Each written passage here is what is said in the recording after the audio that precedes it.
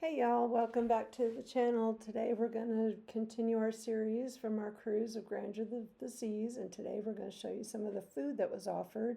Those first two screenshots are actually how much different places cost to eat. The burgers were from Embarkation Day. They were not very good, so you could skip those. Hi, welcome to Twists and Travels. We're Larry and Pam, a couple on a new adventure. After my life-changing scoliosis surgery, I can finally walk better and live with less pain. Now we're making the most of this new chapter, traveling together and exploring places we've always dreamed of. Join us as we share our journey of recovery, discovery, and all the amazing adventures ahead. All right, guys, at Azumi, you can order just what you want. Here's a shot of the menu so you can see how much things are here. And then they make it right over there.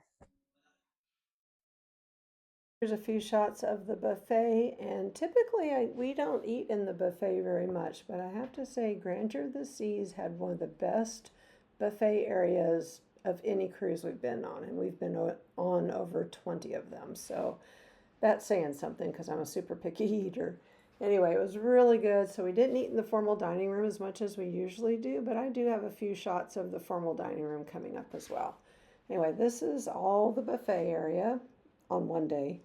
And then we're going to go outside and check out the ice cream. Now this is probably one of the few times that we've seen where they have to get the ice cream for you, which was fine, except it wasn't open all the time. So if you got that midnight craving for ice cream, you're not going to get it on this ship. And then the next part is actually in the sanctuary area, which is supposed to be adults only. We did see kids in there from time to time, which was kind of disappointing, but it is what it is. They had a few sandwich options, hot dogs, they had pizza every time that they were open. Again, they were not open all the time like most pizza shops are, but this was a really small ship, so that's probably why it was limited. This is the International Cafe area. Now all the food is included, but here's a shot of the coffees. If you want a specialty coffee, you do have to pay for those. And then here is Giovanni's, and that is the menu. And here we go into the restaurant itself. And you can see the little extended menu part of it. This is a restaurant that you have to pay for. And if you watch our ship tour, you'll see more shots of these restaurants. This is just kind of a quick little shout out for the restaurants and places that you can eat on the ship. Now we're heading to Chef's Table. Now this is, I believe, one of the most expensive places that you can eat. We've never done it. I assume the chef actually shows you what he's making, and they do wine tastings, and anyway, it's a pretty intimate place. I thought this was more like the captain's table, but I guess it's called Chef's Table, so I'm not really sure on the details.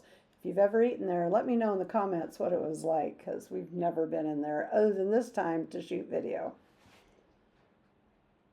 This is a quick shot of the wine tasting. And then we're going to go show you some pictures of the formal dining room. It was really nice. Here's some of the food we had. They had wonderful crab cakes.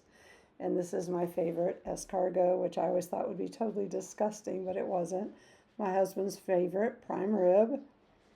And this is one of the desserts that we had. I believe this was the key lime pie.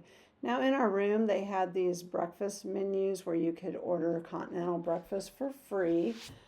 And then they have room service, which as you can see, it does have a fee. So you do pay for the room service. And then they have, of course, waters and soft drinks, etc. If you found value in this video, please hit the like button, and we'll see you in the next one. Bye now.